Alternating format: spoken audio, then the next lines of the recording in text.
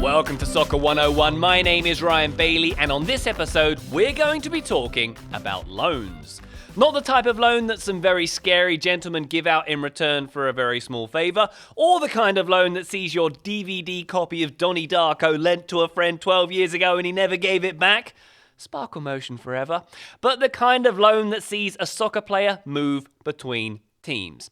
In US sports parlance, athletes move between teams with trades, which either involve an exchange of players or some kind of capital for a player.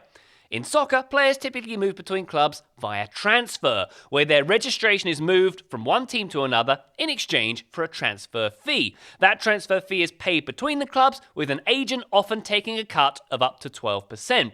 The transfer fee can be avoided if a player is at the end of their contract when they become a free agent.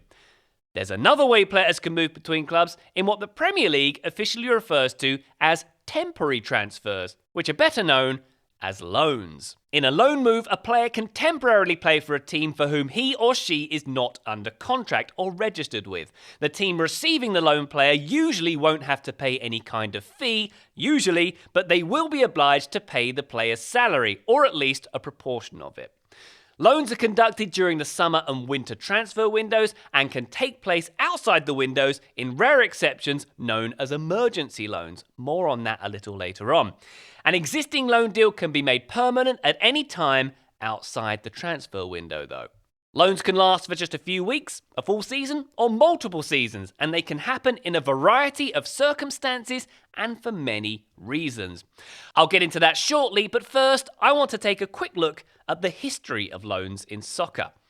In the early days of the amateur game, in the late 1800s, the kind of time period you may have seen documented in the Netflix show The English Game, loans between teams were pretty common. Often, a home team would loan an away team a player or two if they turned up short on the day, and more controversially, teams would bring in a ringer or two for a major game like a cup tie. According to 442, the very first FA Cup final in 1872 between Wanderers and Royal Engineers was won by Wanderers thanks to a goal from a player named A.H. Checker. That was actually a pseudonym for a loan player named Morton Betts, who was snuck onto the team. Betts played for the Harrow Checkers, hence his disguised name was A.H. Checker. Do you see what they did there? Soccer turned professional in 1885 and players were then tied to their teams by contracts, at which point the practice of loaning players for important cup ties was described as an objectionable and unfair proceeding by a leading newspaper at the time. In April 1898, the FA banned the loaning and borrowing of players for special matches, not long after a scandal where Manchester City were loaned some England internationals for a crucial end-of-season game against Newcastle. Loans only returned 45 years later when the Second World War left many teams short due to military duty. During wartime, it wasn't uncommon for a good player to play for several different teams during the same week. And on Christmas Day 1940, the legendary maverick Len Shackleton played for Bradford Park Avenue in the morning and then for Bradford City in the afternoon. After the war, loans were ruled out again, only to return in 1966 when English teams were allowed to make 2 loan transfers per season. This 1966 rule effectively set the template for the modern loan system, with a few changes being made here and there. Up until 1980, for example, clubs could only loan players to teams in different divisions. Nowadays, players can be loaned within the same league, and in La Liga and Ligue 1, a player can even face his own parent club. This isn't permitted in the Premier League, where a recent example saw Jesse Lingard sit out West Ham's game against his parent club, Manchester United.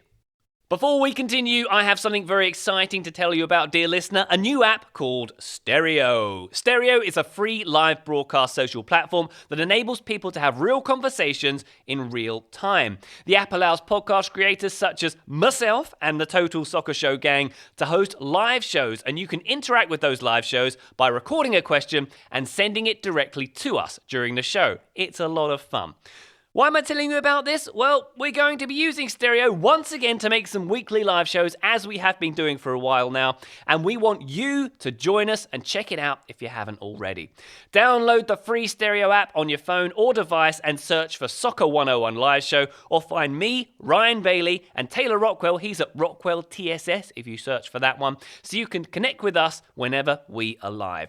Stay tuned for more details on how to engage with us on stereo at the end of today's episode. So, back to the topic at hand. Why do players go on loan? Primarily, it's a method for clubs to get valuable playing time and game experience for squad players who aren't making the first team.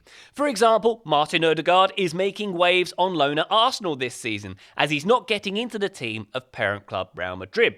When 35-year-old midfielder Luka Modric departs Los Blancos one day, it's likely that Odegaard would be deemed his successor. He'll have experience with a top-flight Premier League team under his belt to call upon when that time comes. This kind of arrangement is beneficial for the parent club, who can effectively have their player developed by a rival, and for the receiving club, who'll typically try and arrange a loan when injuries or deficiencies in certain areas mean they need some temporary backup. A receiving club may also look to loans when they can't afford to outright buy a player due to budgetary restraints.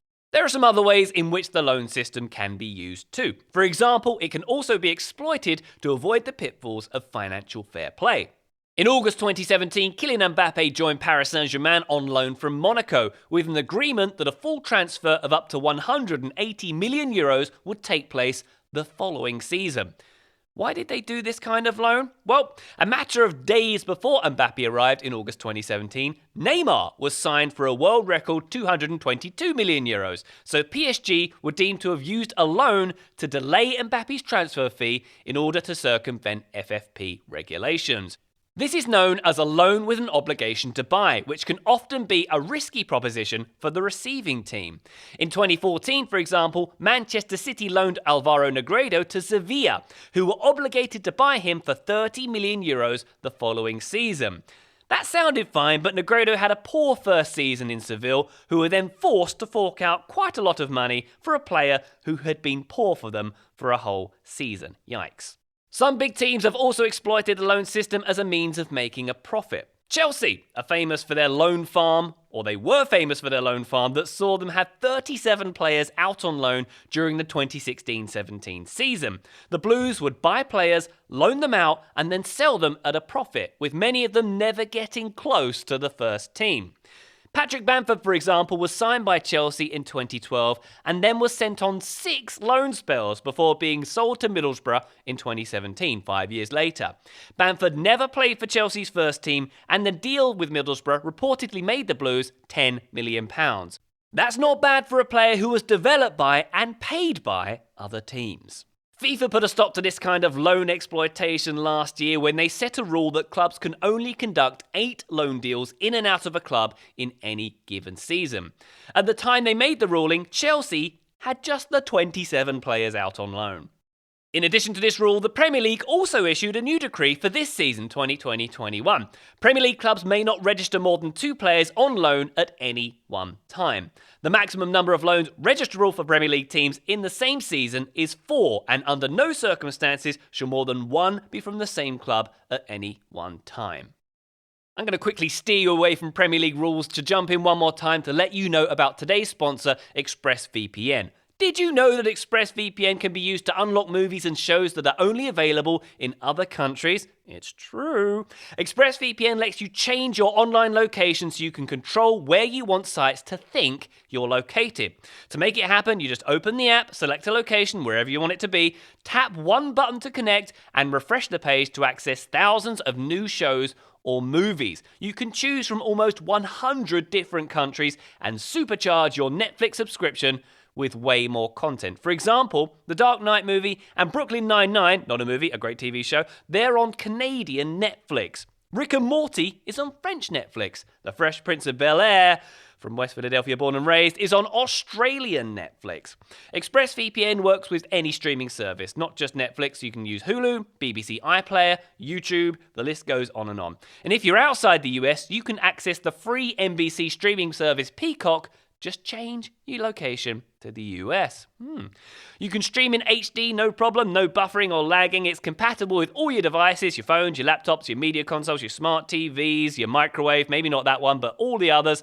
And not only does it let you change your location, it also encrypts your data and lets you surf the web safely and anonymously. I've used a lot of VPNs in my time, and let me tell you, ExpressVPN is the easiest to use, and most importantly, it's the most reliable. That's the Ryan Bailey seal of approval it's getting right there. We've got an offer for Soccer 101 listeners too.